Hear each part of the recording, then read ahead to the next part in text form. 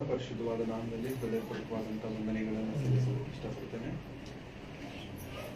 ಬೇರೆ ಈ ದಿನ ಈ ಸಂದೇಶ ಮುಖ್ಯವಾಗಿ ಮಕ್ಕಳಾಗಿರುವಂಥವರು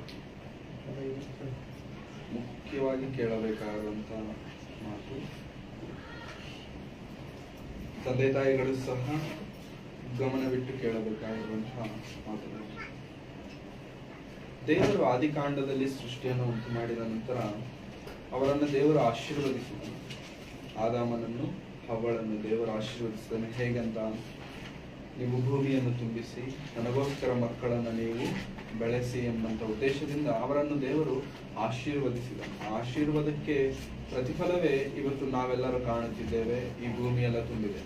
ಹಾಗಾಗಿ ಈ ರೀತಿಯಾಗಿ ಆಶೀರ್ವದಿಸಲ್ಪಟ್ಟ ನಂತರ ಭೂಮಿ ತುಂಬುತ್ತಿರುವಂತ ಕ್ರಮದಲ್ಲಿ ಜನರು ಒಳ್ಳೆಯವರಾಗಿರಬೇಕೆಂಬುದಾಗಿ ದೇವರು ಅಂದುಕೊಂಡ್ರೆ ಕಾಲಕ್ರಮೇಣ ಜನರಲ್ಲಿ ಒಳ್ಳೆಯತನಕ್ಕಿಂತ ಹೆಚ್ಚಾಗಿ ಕೆಟ್ಟತನವು ಆಕರ್ಷಿಸಿಕೊಂಡಿದೆ. ಇದು ಇವತ್ತಿಂದ ಇರುವಂತಹ ಗುಣಲಕ್ಷಣವಲ್ಲ. ಮೊದಲಿನಿಂದ ಇರುವಂತಹ ಒಂದು ಕೆಟ್ಟ ಆಚಾರ, ಕೆಟ್ಟ ಅಭ್ಯಾಸವೇನಂತಂದ್ರೆ ಮನುಷ್ಯರಿಗೆ ಒಳ್ಳೆಯದನ್ನ ಮನುಷ್ಯರು ಆಕರ್ಷಿಸಲ್ಲ, ಕೆಟ್ಟದ್ದನ್ನೇ ಹೆಚ್ಚಾಗಿ ಮನುಷ್ಯರು ಆಕರ್ಷಿಸ್ತಾರೆ. ಆದಾಮನ ಮೊದಲನೇ ಮಗನು ಕಾಯಿನನು ಒಳ್ಳೆಯವನಾಗಿರಬೇಕು ಅಂತ ಅಂದುಕೊಂಡ್ರು, ಆದ್ರೆ ಆತನು ಒಳ್ಳೆಯವನಾಗಿ ಚರಿತ್ರೆಯಲ್ಲಿ ಕಾಣಲಿಲ್ಲ. ಅದಾದ ನಂತರ ಬಂದಂತ ಜನಾಂಗವೇನಾದ್ರೂ ಒಳ್ಳೆಯವರಾಗಿದ್ದಾರಾ ಅಂತಂದ್ರೆ ಅವರು ಕೂಡ ಒಳ್ಳೆಯವರಾಗಿರಲಿಲ್ಲ. ನೋಹನ ಕಾಲಕ್ಕೆ ಬರೋಷ್ಟರಲ್ಲಿ ನೋಹನೊಬ್ಬನೇ ನೀತಿವಂತನಾಗಿದ್ದನಂತೆ, ಬೇರೆ ಯಾರು ಭೂಮಿಯ ಮೇಲೆ ನೀತಿವಂತರಿಲ್ಲ. ಸೊ ಆ ಒಂದು ನಿರ್ಣಯಕ್ಕೆ ದೇವರು ಏನ್ ಮಾಡಿದ್ರು ಅಂತಂದ್ರೆ ಜಲಪ್ರಳಯವು ಬಂತು, ಭೂಮಿಯೆಲ್ಲ ನಾಶವಾಯಿತು. ಕೇವಲ ನೋಹನ ಕುಟುಂಬವು ಮಾತ್ರ ಕಾಪಾಡಿತು. ಮತ್ತೆ ದೇವರು ನೋಹನ ಹತ್ರ ಒಂದು ಹೇಳುವಂತ ಮಾತು, ನೀವು ತುಂಬಿಸಿ ಭೂಮಿಯನ್ನು, ನೀವು ಅಭಿವೃದ್ಧಿಪಡಿಸಿ ಜನಾಂಗವನ್ನ ಅಂತ ಹೇಳಿ ಆ ರೀತಿ ಮತ್ತೆ ಈ ಭೂಮಿ ತುಂಬುತ್ತಿರುವಂತ ಕ್ರಮದಲ್ಲಿ ಅಬ್ರಹಾಮನು ಬಂದನು, ಇಸಾಕನು ಬಂದನು, ಯಾಕೋಬನು ಬಂದನು, ಇಸ್ರಾಯೇಲ್ ಜನಾಂಗವು ಬಂದಿತು. ಇಸ್ರಾಯೇಲ್ಯರ ಜನಾಂಗದ ಮೂಲಕವಾಗಿ ಲೋಕವೆಲ್ಲ ಕೆಟ್ಟೋಗಿದೆ, ಇಲ್ಲ ನನಗೋಸ್ಕರ ಒಂದು ಜನಾಂಗ ಬೇಕೆಂಬುದಾಗಿ ದೇವರು ಇಸ್ರಾಯೇಲ್ಯರನ್ನ ಆರಿಸಿಕೊಂಡು ಇಸ್ರಾಯೇಲ್ಯರಿಗೆ ಹೇಗಿರಬೇಕು ಹೇಗಿರಬಾರದೆಂಬಂತ ಕೆಲವು ನಿಬಂಧನೆಗಳನ್ನ, ಒಡಂಬಡಿಕೆಗಳನ್ನ, ಆಜ್ಞೆಗಳನ್ನ ದೇವರು ಕೊಡ್ತಾರೆ. ಅರ್ಥ ಆಗ್ತಿದೆ? ನಾನು ಪ್ರಾರಂಭದಿಂದ ಬರ್ತಿದ್ದೇನೆ. ಒಡಂಬಡಿಕೆಯನ್ನ, ಆಜ್ಞೆಗಳನ್ನ, ಕೆಲವು ನಿಬಂಧನೆಗಳನ್ನ ದೇವರು ಕೊಡ್ತಾರೆ. ಈ ಕೊಡ್ತಿರುವಂತ ಕ್ರಮದಲ್ಲಿ ನಮ್ಮೆಲ್ಲರಿಗೂ ಗೊತ್ತು 10 ಆಜ್ಞೆಗಳು ಎಂಬುದಾಗಿ. ಆಕ್ಚುಲಿ ಹೇಳ್ಬೇಕಂತಂದ್ರೆ ಇವು ಕೇವಲ 10 ಆಜ್ಞೆಗಳು ಮಾತ್ರವಲ್ಲ, ಅನೇಕ ಆಜ್ಞೆಗಳು, ಆಚಾರಗಳು, ವಿಧಿ ವಿಧಾನಗಳು ಇವೆಲ್ಲವೂ ಕೂಡ ಅದರಲ್ಲಿ ಒಳಪಟ್ಟಿವೆ. ಆದ್ರೆ ಈ 10 ಆಜ್ಞೆಗಳೆನ್ನುವಂಥದ್ದು ಮೋಶೆರವರು ಬೆಟ್ಟದ ಮೇಲಿಂದ ತರುವಂತ ಒಂದು 2 ಕಲ್ಲಿನ ಶಿಲೆಗಳ ಮೇಲೆ ಅಥವಾ ಕಲ್ಲಿನ ಬಂಡೆಗಳ ಮೇಲಿರುವಂತ ಆಜ್ಞೆಗಳು, 10 ಆಜ್ಞೆಗಳು. ಈ ಆಜ್ಞೆಗಳನ್ನ ನಾವೊಮ್ಮೆ ಪರಿಶೀಲಿಸೋಣ. ಏನಿದೆ ಆಜ್ಞೆಗಳು? 20ನೇ ಅಧ್ಯಾಯ ವಿಮೋಚನಾಕಾಂಡ. 20ನೇ ಅಧ್ಯಾಯ ವಿಮೋಚನಾಕಾಂಡ. ಅದರಲ್ಲಿ ಅನೇಕ ಆಜ್ಞೆಗಳಿದಾವೆ. ಒಂದು ಆಜ್ಞೆಯನ್ನು ಮಾತ್ರ ಈ ದಿನ ನಾವು ಯೋಚಿಸೋಣ. ವಿಮೋಚನಾಕಾಂಡ 20ನೇ ಅಧ್ಯಾಯ 4ನೇ ವಚನ, 4ನೇ ವಚನದಿಂದ ಓದೋಣ, ನಂತರ ಬೇರೆ ವಚನ ಓದೋಣ. ಯಾವ ಮೂರ್ತಿಯನ್ನು ಮಾಡಿಕೊಳ್ಳಬಾರದು, ಆಕಾಶದಲ್ಲಾಗಲಿ ಭೂಮಿಯಲ್ಲಾಗಲಿ ಭೂಮಿಯ ಕೆಳಗಣ ನೀರಿನಲ್ಲಾಗಲಿ ಇರುವ ಯಾವುದರ ರೂಪವನ್ನು ಮಾಡಿಕೊಳ್ಳಬಾರದು. ಅವುಗಳಿಗೆ ಅಡ್ಡ ಬೀಳಲು ಬಾರದು, ಪೂಜೆ ಮಾಡಲು ಬಾರದು. ನಿನ್ನ ದೇವರಾದ ಯೆಹೋವನೆಂಬ ನಾನು ನನಗೆ ಸಲ್ಲತಕ್ಕ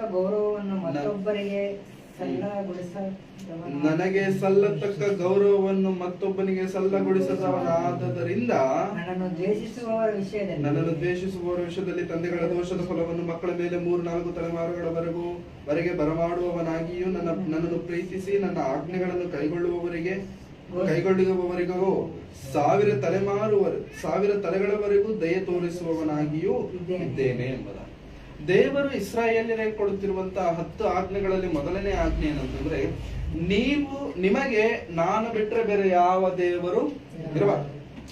ಭೂಮಿಯ ಮೇಲಾಗಲಿ, ಆಕಾಶದ ಕೆಳಗಾಗಲಿ, ನೀರಿನ ಒಳಗಾಗಲಿ ಯಾವ ಮೂರ್ತಿಯನ್ನ ನೀವು ಮಾಡಿಕೊಂಡು ಅವುಗಳಿಗೆ ನೀವು ಅಡ್ಡ ಕೂಡ ಬೀಳಬಾರದು. ಅಂದ್ರೆ ತನ್ನನ್ನು ತಾನು ಪ್ರಥಮವಾದಂತ ಸ್ಥಾನದಲ್ಲಿ ದೇವರು ಇಟ್ಕೊಳ್ತಾರೆ. ತನ್ನನ್ನು ತಾನು ಒಂದು ಫಸ್ಟ್ ಲೆವೆಲ್ ಅಲ್ಲಿ ದೇವರು ಇಟ್ಕೊಳ್ತಿದ್ದಾರೆ. ಯಾಕಂತಂದ್ರೆ ನಾನು ಬಿಟ್ಟರೆ ನಿಮಗೆ ಬೇರೆ ಯಾರು ಇರಬಾರದು ದಿಕ್ಕು, ನಾನೇ ಇರಬೇಕು ನಿಮಗೆ. ಅಂದ್ರೆ ದೇವರು ತನ್ನನ್ನು ಒಂದು ಸುಪ್ರೀಂ ಲೆವೆಲ್ ಅಲ್ಲಿ ಇಟ್ಕೊಳ್ತಿದ್ದಾರೆ, ತನ್ನನ್ನು ಒಂದು ಹೈ ಲೆವೆಲ್ ಅಲ್ಲಿ ತನ್ನನ್ನು ತಾನು ತೋರಿಸ್ಕೊಳ್ತಿದ್ದಾರೆ. ಕಾರಣ ಏನಂತಂದ್ರೆ ನಾನೇ ನಿನ್ನ ದೇವರು ಬಿಟ್ಟರೆ ಬೇರೆ ಯಾರು ಕೂಡ ಭೂಮಿಯ ಮೇಲೆ ದೇವರುಗಳು ಇಲ್ಲ. ಯಾಕಂತಂದ್ರೆ ಭೂಮಿಯ ಮೇಲೆ ದೇವರುಗಳಾಗಿ ಕರೆಯಲ್ಪಡ್ತಿರುವಂತವ್ರು ಅನೇಕರಿದ್ದಾರೆ, ಆದ್ರೆ ಅವರು ದೇವರುಗಳಲ್ಲ, ಆ ಮೂರ್ತಿಗಳು ದೇವರಲ್ಲ.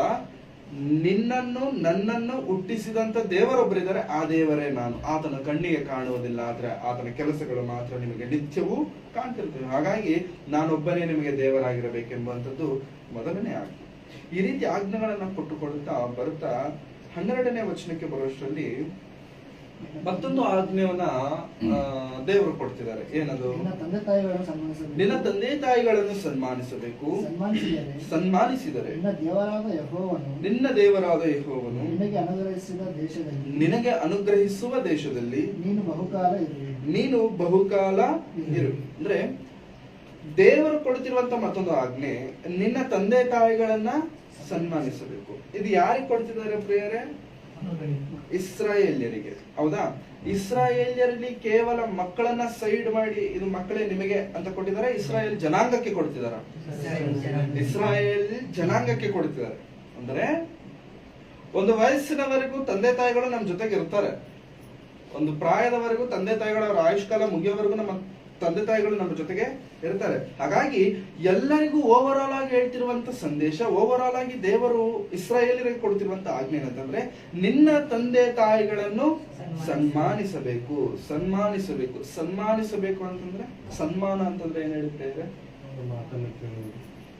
ದೊಡ್ಡ ಮೀಟಿಂಗ್ ನಡೀತಿದೆ, ಆ ಮೀಟಿಂಗ್ ಅಲ್ಲಿ ಎಲ್ಲಾರ ಮುಂದೆ ದೊಡ್ಡದಾಗಿ ಸ್ಟೇಜ್ ಹಾಕಿ ಕರೆದು ತಲೆ ಮೇಲೆ ಕಿರೀಟ. ಇವಾಗ ಬರ್ತ್ಡೇಗಳು ನಂಗೆ ಇಷ್ಟ ಆಗಲ್ಲ ಪ್ರೇರು. ಬರ್ತ್ಡೇಗಳಲ್ಲಿ ಅವ್ನು ಏನ್ ಕಿತ್ತು ದಬಾಕಿರಲ್ಲ, ಅವ್ರನ್ನ ಕರೆದು ಅವ್ನ ಕಿರೀಟ ಹಾಕ್ತಾರೆ, ಶಾಲು ಹಾಕ್ತಾರೆ, ಏನೋ ಹಾರ ಹಾಕ್ತಾರೆ, ಏನೇನೇನೇನೋ ಪಟಾಕಿ ಹೊಡಿತಾರೆ, ಕೇಕ್ ಕಟ್ ಮಾಡ್ತಾರೆ.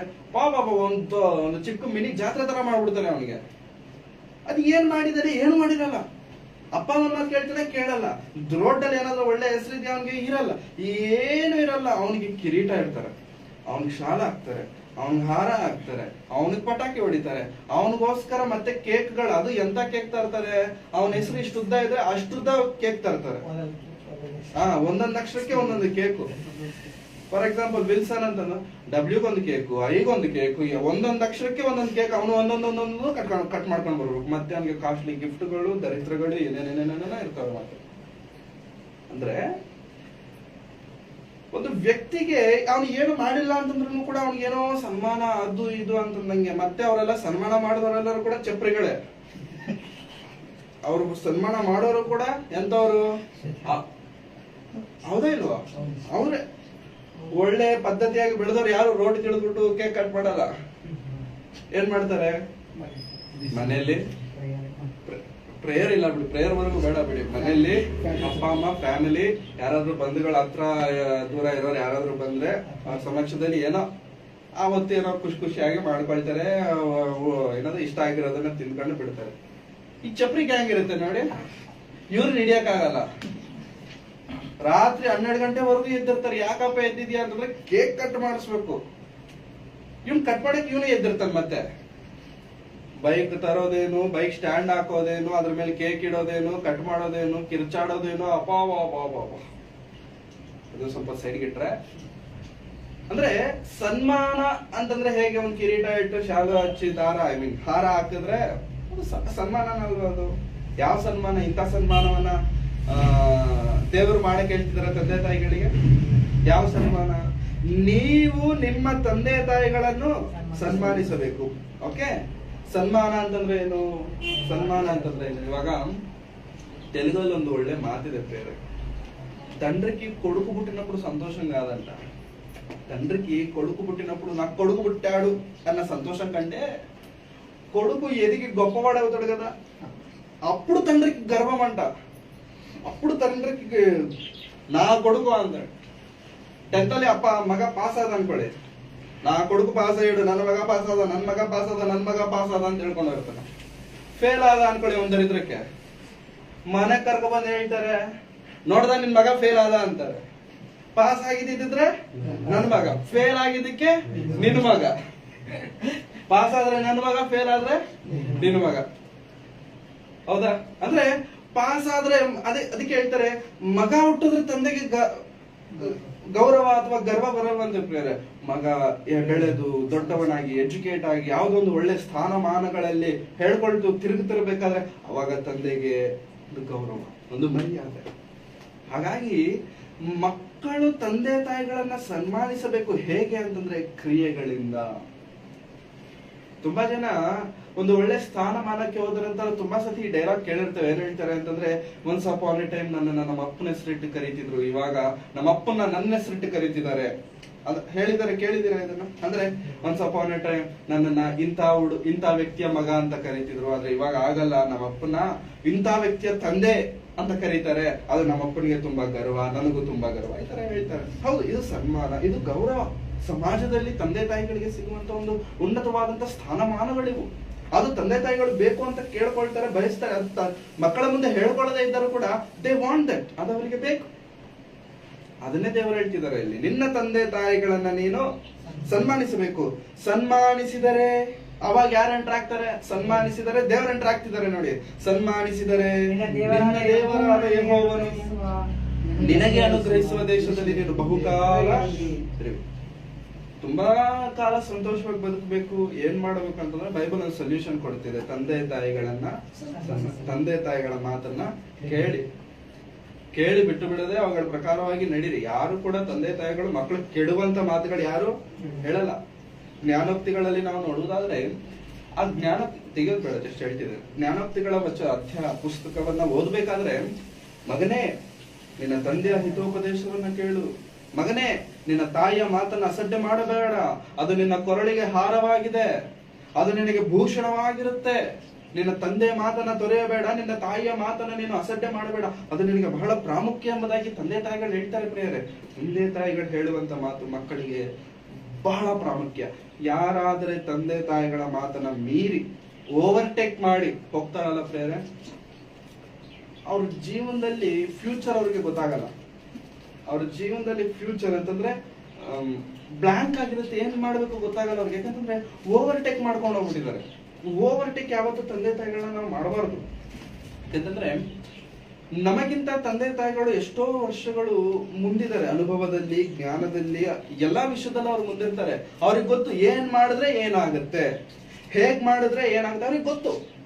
ಗೊತ್ತಿರೋದ್ರಿಂದ ಅವ್ರು ಹೇಳ್ತಾರೆ, ಮಗನೇ ಹಿಂಗ್ ಮಾಡು, ಹಿಂಗ್ ಮಾಡಬೇಡ, ಹಿಂಗಿರು ಬೇಡ, ಹಿಂಗ್ ಮಾತಾಡಬೇಡ. ಇದೆಲ್ಲ ಹೇಳಿದಾಗ ನಮಗೆ ಹೆಂಗಿರುತ್ತೆ? ಮಕ್ಕಳಿಗೆ ಹೇಗಿರುತ್ತೆ ಹೇಳಿ? ಹೌದಾ, ನೀನ್ ಹೇಳ್ದಂಗೆ ಮಾಡ್ತೀನಿ ಅಂತೀವ?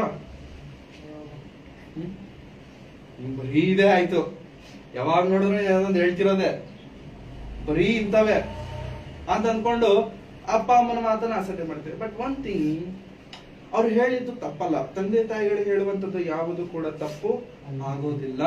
ಆದ್ರೆ ಕೆಲವೊಮ್ಮೆ ಅದನ್ನ ನಾವು ನೆರವೇರಿಸದೆ ನನಗೆ ಗೊತ್ತಿಲ್ವಾ, ನಾನ್ ದೊಡ್ಡವನಾಗ್ಬಿಟ್ಟಿದ್ದೇನೆ ಅಂತ ಕೆಲವೊಮ್ಮೆ ನಮ್ಗೆ ಏನಂತಾರೆ, ಕೊಮ್ಮು ಶುರು ಆಗುತ್ತಲ್ಲ, ಮೀಸೆ ಬರೋದು ಶುರು ಆಗುತ್ತೆ ನೋಡಿ. ಆವಾಗ ನಮ್ಗೆ ನಾನ್ ದೊಡ್ಡವನಾಗ್ಬಿಟ್ಟಿದ್ದೇನೆ ಅನ್ಕೊಳ್ತೇವೆ. ನಿಜ ಹೇಳ್ಬೇಕು ಅಂತಂದ್ರೆ ತಂದೆ ತಾಯಿಗಳಿಗಿಂತ ಮಕ್ಕಳು ದೊಡ್ಡವರು ಅಲ್ಲ. ಯಾವತ್ತಿನವರೆಗೂ ತಂದೆ ತಾಯಿಗಳಿರೋವರೆಗೂ, ನನ್ನ ಪ್ರಕಾರ ತಂದೆ ತಾಯಿಗಳಿರೋವರೆಗೂ ಕೂಡ ಮಕ್ಕಳು ತಂದೆ ತಾಯಿಗಳಿಗಿಂತ ದೊಡ್ಡವರಾಗಲ್ಲ. ಅವ್ರ ವಯಸ್ಸಾಗ್ಬಿಟ್ಟಿದೆ, ವಯಸ್ಸಾದ್ರೂ ಕೂಡ ನಿನಗಿಂತ ದೊಡ್ಡವರು. ಅವ್ರ ವಯಸ್ಸಾದರೂ ಕೂಡ ನಿನಗಿಂತ ದೊಡ್ಡವರು, ಅನುಭವದಲ್ಲಿ ದೊಡ್ಡವರು. ಅವ್ರ ಮಾತನ್ನ ಕೇಳೋದಕ್ಕೆ ಇಷ್ಟಪಡ್ಬೇಕು. ಅದಕ್ಕೆ ನಿನ್ನ ತಂದೆ ತಾಯಿಗಳನ್ನ ಸನ್ಮಾನಿಸೋದ್ರಿಂದ ನನಗೆ ಬರುವಂತ ಲಾಭಗಳು, ಮತ್ತೆ ಸನ್ಮಾನಿಸುವುದರಿಂದ ನನಗಾಗುವಂತ ಪ್ರಯೋಜನವೇನು? ಒಂದು ಒಳ್ಳೆ ಮಾತನ್ನ ಹೊಸ ಒಡಂಬಡಿಕೆ ಮಾಡೋಣ. ತಿಮೋತಿಯನಿಗೆ ಬರೆದ 2ನೇ ಪತ್ರಿಕೆ, ಅಪೊಸ್ತಲನಾದ ಪೌಲನು ತಿಮೋತಿಯನಿಗೆ ಬರೆದ 2ನೇ ಪತ್ರಿಕೆ 1ನೇ ಅಧ್ಯಾಯ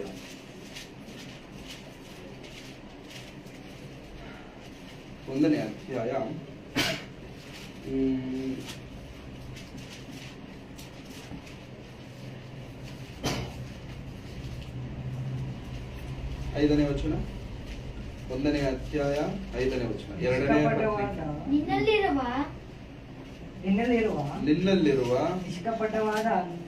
ನಿಷ್ಕಪಟವಾದ ನಂಬಿಕೆಯು ನನ್ನ ನೆನಪಿಗೆ ಬಂತು. ಆ ನಂಬಿಕೆಯು ನಿನ್ನ ಅಜ್ಜಿಯಾದ ಲೋವಿಯಲ್ಲಿಯೂ ನಿನ್ನ ತಾಯಿಯಾದ ಯುನೀಕೆಯಲ್ಲಿಯೂ ವಾಸವಾಗಿತ್ತು. ಹಾಗೆಯೇ ನಿನ್ನಲ್ಲಿಯೂ ವಾಸವಾಗಿದೆ ಎಂದು ದೃಢವಾಗಿ ನಂಬಿದ್ದೇನೆ. ಪೌಲನು ಎಷ್ಟು ದೊಡ್ಡ ವ್ಯಕ್ತಿ ಪ್ರಿಯರೇ? ಪೌಲನು ಎಷ್ಟು ದೊಡ್ಡ ವ್ಯಕ್ತಿ ಅಂತಂದ್ರೆ, ಪ್ರಪಂಚಕ್ಕೆ ಸುವಾರ್ತೆ ಸಾರಲ್ಪಟ್ಟಿದೆ ಅಂತಂದ್ರೆ ಪೌಲನ ಮೂಲಕವಾಗಿ. ಖಂಡಗಳು ದಾಟಿ ಸುವಾರ್ತೆ ಸಾರಲ್ಪಟ್ಟಿದೆ ಅಂತಂದ್ರೆ ಅದು ಖಂಡಿತ ಪೌಲನ ಮೂಲಕವಾಗಿಯೇ. ಅಂತ ದೊಡ್ಡ ಸೇವಕನಾದ ಪೌಲನು ಅಷ್ಟು ಗಂಭೀರವಾಗಿ ಶ್ರೇಷ್ಠವಾಗಿ ಸೇವೆ ಮಾಡುತ್ತಿರುವಂತ ಪೌಲನು ಒಂದು ಲೆಟರ್ ಬರೀತಿದ್ದಾನೆ. ಯಾರಿಗೆ? ತಿಮೋತಿಯನ್ ಯಾರು ಅಂತ ಒಂದು ಚಿಕ್ಕ ಇಂಟ್ರಡಕ್ಷನ್ ಕೊಡ್ತೇನೆ. ತಿಮೋತಿಯನು ಒಂದು ಯವನಸ್ಥ ಹುಡುಗ, ಯವನಸ್ಥನು ಯವನಸ್ಥರಾಗಿದ್ರೆ ತಿಮೋತಿ ಪತ್ರಿಕೆ ಓದಿ. ಯವನಸ್ಥ ಪ್ರಾಯದಲ್ಲಿರುವಂತ ತಿಮೋತಿಯನ್ಗೆ ಹಿರಿಯ ಸೇವಕನಾದ ಪೌಲನು ಕೊಡುವಂತ ಹಿತೋಪದೇಶಗಳು ತಿಮೋತಿ ಪತ್ರಿಕೆಯಲ್ಲಿ ನಮಗೆ ಕಾಣಿಸ್ತವೆ. ಈ ಯವನಸ್ಥನಾದಂತ ತಿಮೋತಿ ಸೇವೆಗೆ ಬಂದಿದ್ದಾನೆ, ಸೇವೆ ಮಾಡ್ತಿದ್ದಾನೆ, ದೇವರಲ್ಲಿ ನಿಂತಿದ್ದಾನೆ, ದೇವರ ಸೇವೆಯಲ್ಲಿ ನಿಲ್ಲುವುದಕ್ಕೆ ಒಂದು ಒಳ್ಳೆಯ ನಿರ್ಣಯವನ್ನ ತೆಗೆದುಕೊಂಡಿದ್ದಾನೆ. ಈ ವಿಷಯ ಪೌಲನಿಗೆ ಗೊತ್ತಾಗಿ ಬಹಳ ಸಂತೋಷ ಪಟ್ಟ. ಯಾಕಂತಂದ್ರೆ ಯವನಸ್ಥನು ದೇವರ ಸೇವೆಯಲ್ಲಿ ನಿಂತಿದ್ದಾನೆ ಎಂಬ ವಿಚಾರ ಗೊತ್ತಾದ ತಕ್ಷಣ ಬಹಳ ಸಂತೋಷಪಟ್ಟು 2 ಪತ್ರಿಕೆಗಳನ್ನು ಬರೆದಿದ್ದಾನೆ. 2 ಲೆಟರ್ಸ್, ಒಂದಲ್ಲ 2 ಪತ್ರಿಕೆಗಳನ್ನ ಬರೆದಿದ್ದಾನೆ.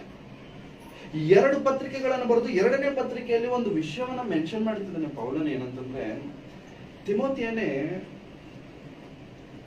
ನೀನು ಮಾತ್ರ ನನಗೆ ಗೊತ್ತಿದ್ದಲ್ಲ, ನಿನ್ನ ತಾಯಿ ನನಗೆ ಗೊತ್ತು. ಇನ್ನೂ ಹೇಳಬೇಕಂದ್ರೆ ನಿನ್ನ ಅಜ್ಜಿ ಕೂಡ ನನಗೆ ಗೊತ್ತು. ನಿನ್ನ ಕುಟುಂಬದ ಪರಿಸ್ಥಿತಿ ಏನಂತ ನನಗೆ ಗೊತ್ತು, ನಿನ್ನ ಕುಟುಂಬ ಹೇಗಿದೆ ಅಂತ ನನಗೆ ಗೊತ್ತು. ಹಾಗಾಗಿ ನಿನ್ನ ಕುಟುಂಬವನ್ನ ನೋಡಿದಂತ ನಾನು ಏನ್ ಹೇಳ್ತಿದ್ದೇನೆ ಗೊತ್ತಾ? ನಿನ್ನಲ್ಲಿರುವ ನಿಷ್ಕಪಟವಾದ ನಂಬಿಕೆಯು ನನ್ನ ನೆನಪಿಗೆ ಬಂತು ತಿಮೋತಿಯನೇ. ಈಗೊಂದು ವಿಷಯ ಹೇಳ್ತೇನೆ, ಆ ನಂಬಿಕೆಯು ನಿನ್ನ ಅಜ್ಜಿಯಾದ ಲೋವಿಯಲ್ಲಿಯೂ ನಿನ್ನ ತಾಯಿಯಾದ ಯೂನಿಕೆಯಲ್ಲಿಯೂ ವಾಸವಾಗಿತ್ತು. ನಿನ್ನಲ್ಲಿದ್ದಂತ ನಂಬಿಕೆ ನಿನ್ನ ಬಳಿಗೆ ಬರುವುದಕ್ಕೆ ಪ್ರಯಾಣ ಮಾಡ್ಕೊಂಡು ಬರ್ತಿ. ಎಲ್ಲಿಂದ? ಮೊದಲಿದ್ದದ್ದು ನಿನ್ನ ಅಜ್ಜಿಯಲ್ಲಿ. ನಿನ್ನ ಅಜ್ಜಿಯಲ್ಲಿತ್ತು ಆ ನಂಬಿಕೆ. ದೇವರಿಗೋಸ್ಕರ ಏನಾದ್ರೂ ಮಾಡಬೇಕು, ದೇವರಿಗೋಸ್ಕರ ನಿಲ್ಲಬೇಕೆಂಬುದಾಗಿ ಶುರುವಾದದ್ದು ನಿನ್ನ ಅಜ್ಜಿಯಿಂದ. ನಿನ್ನ ಅಜ್ಜಿಯಲ್ಲಿ ಶುರುವಾದಂತಹ ನಂಬಿಕೆ ಎಲ್ಲಿ ಬಂತು? ನಿನ್ನ ತಾಯಿಯವರೆಗೂ ಬಂತು. ನಿನ್ನ ತಾಯಿ ಹೆಸರೇನು? ಲೋವಿಯಲ್ಲೂ ಬಂತು.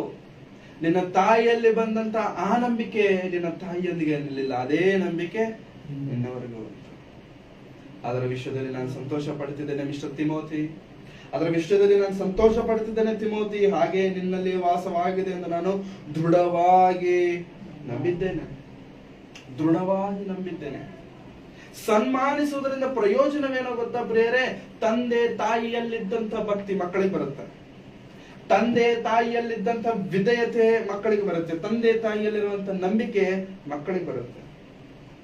ಇಲ್ಲಿರುವಂತ ಯವನಸ್ಥರಿಗಾಗಲಿ ಚಿಕ್ಕ ಮಕ್ಕಳಿಗಾಗಲಿ ಎಲ್ಲರಿಗೂ ಹೇಳುವಂತ ಒಳ್ಳೆ ಮಾತೇನಂತಂದ್ರೆ, ನಿಮ್ಮ ತಂದೆ ತಾಯಿಗಳು ನಿಮಗೆ ಕೊಟ್ಟಿರುವಂತ ದೊಡ್ಡ ಆಸ್ತಿ ಏನಾದ್ರು ಇದೆಯಾ ಅಂತಂದ್ರೆ ಈ ವಾಕ್ಯ, ಈ ಮಾತುಗಳು. ತಂದೆ ತಾಯಿಗಳು ನಿಮಗೆ ಲೌಕಿಕವಾಗಿ ಭೂಮಿಯಲ್ಲಿ ನಿಮಗೆ ಆಸ್ತಿ ಕೊಟ್ಟರು ಒಂದೇ, ಕೊಟ್ಟಿಲ್ಲ ಅಂತಂದ್ರು ಒಂದೇ, ಮಾಡಿದ್ರು ಒಂದೇ, ಮಾಡದೆ ಹೋದ್ರು ಕೂಡ ಒಂದೇ. ಬಟ್ ನಿಮಗೆ ತಂದೆ ತಾಯಿಗಳು ಕೊಟ್ಟಿರುವಂತ ಈ ಜನರೇಷನ್ ಅಲ್ಲಿ, ಈ 2025 ನಿಮಗೆ ಕೊಟ್ಟಿರುವಂತ ಶ್ರೇಷ್ಠವಾದ ಭಾಗ್ಯವೇನೋ ಗೊತ್ತಾ ಪ್ರಿಯರೇ? ಈ ಸತ್ಯವಾದ ಮಾತುಗಳು ನಿಮ್ಮ ಕಿವಿಗಳಿಗೆ ಬೆಳೆಸ್ತದೆ. ಅನೇಕ ತಂದೆ ತಾಯಿಗಳಿಗೆ ಕೆಲಸ ಮಾಡಲ್ಲ, ಅನೇಕ ತಂದೆ ತಾಯಿಗಳು ಮಕ್ಕಳಿಗೆ ಈ ಕೆಲಸವನ್ನ ಮಾಡಲ್ಲ ಪ್ರಿಯರೇ. ನಿನಗೆ ಇಷ್ಟ ಬಂದಂಗೆ ನೀನ್ ಇರು ಅಂತಾರೆ. ನೀನ್ ಚರ್ಚಿಗೆ ಬಂದ್ರೆ ಏನೋ ಬಂದಿಲ್ಲ ಅಂತ ನಾನೇ ಹೋಗಲ್ಲ, ನೀನ್ ಬರಬೇಡ ಅಂತಾರೆ. ಅಂತ ಪರಿಸ್ಥಿತಿಯಲ್ಲಿ ಇದ್ದೇವೆ ಈ ಸಮಾಜದಲ್ಲಿ. 2025 ಇದ್ದೇವೆ. ಜಸ್ಟ್ ಇಮ್ಯಾಜಿನ್ 2025 ಯಾವ ಲೆವೆಲ್ಗೆ ನಾವು ಅಪ್ಗ್ರೇಡ್ ಆಗಿದ್ದೀವಿ ಅಂತಂದ್ರೆ ಪ್ರಿಯರೇ, ಬಹಳ ಟೆಕ್ನಾಲಜಿ ಅಪ್ಗ್ರೇಡ್ ಆಗ್ಬಿಟ್ಟಿದ್ದೇವೆ. ಬಹಳ ಅಂದ್ರೆ ಬಹಳ. ಇವಾಗ ನಾವು ಫೋನ್ ಯೂಸ್ ಮಾಡಬೇಕಾಗಿಲ್ಲ, ಚಶ್ಮಾ ಬರುತ್ತೆ, ಕನ್ನಡಿ. ಆ ಕನ್ನಡಿಯಲ್ಲೇ ಕ್ಯಾಮರಾ ಇರುತ್ತೆ, ಸ್ಪೀಕರ್ ಇರುತ್ತೆ, ಎಲ್ಲಾ ದರಿದ್ರ ಅದ್ರಲ್ಲೇ ಇರುತ್ತೆ. ಫೋನ್ ಮತ್ತೆ ತೆಗಿಬೇಕಾಗಿರುವಂತದ್ದು ಏನಿಲ್ಲ. ಆ ಕನ್ನಡಿ ಇರುತ್ತಲ್ಲ, ಗ್ಲಾಸ್, ಆ ಗ್ಲಾಸ್ ಅಲ್ಲೇ ಸ್ಕ್ರೀನ್ ಕಾಣಿಸುತ್ತೆ ನಿಮಗೆ. ಆ ಗ್ಲಾಸ್ ಅಲ್ಲೇ ನಿಮ್ಗೆ ಡಿಸ್ಪ್ಲೇ ಕಾಣುತ್ತೆ, ಆ ಗ್ಲಾಸ್ ಅಲ್ಲಿಂದಾನೇ ನೀವು ಫೋನ್ ಮಾತಾಡಬಹುದು, ಆ ಗ್ಲಾಸ್ ಇಂದಾನೇ ನೀವು ವಿಡಿಯೋ ಕಾಲ್ ಮಾತಾಡಬಹುದು, ಏನೇನು ಮಾಡಬೇಕೋ ಫೋನ್ ಅಲ್ಲಿ ಎಲ್ಲ ಮಾಡ್ಬಿಡ್ಬೋದು ಅದರಲ್ಲಿ, just with A pair of glass. Even watch, everything everything everything. ಇನ್ನು ಫ್ಯೂಚರ್ ಅಲ್ಲಿ ಏನೇನು ಬರುತ್ತೋ ಗೊತ್ತಿಲ್ಲ. ಎ ಅನ್ನೋದು ಬಂದೈತೆ, ನಿಜವಾಗ್ಲೂ ಪ್ರಿಯರೇ. AI ಆರ್ಟಿಫಿಷಿಯಲ್ ಇಂಟೆಲಿಜೆನ್ಸ್ 1.5 ವರ್ಷ 2 ವರ್ಷ ಆಯ್ತು ಅಷ್ಟೇ ಬಂದು. ಇವಾಗ ನಮಗೆ ಜಾಸ್ತಿ ಹೆಚ್ಚಾಗಿ ಅದರ AI ಆರ್ಟಿಫಿಷಿಯಲ್ ಇಂಟೆಲಿಜೆನ್ಸ್ ಅಂತ ನಮ್ಗೆ ಹೇಳ್ತೀವಿ. Just imagine, future will be artificial intelligence.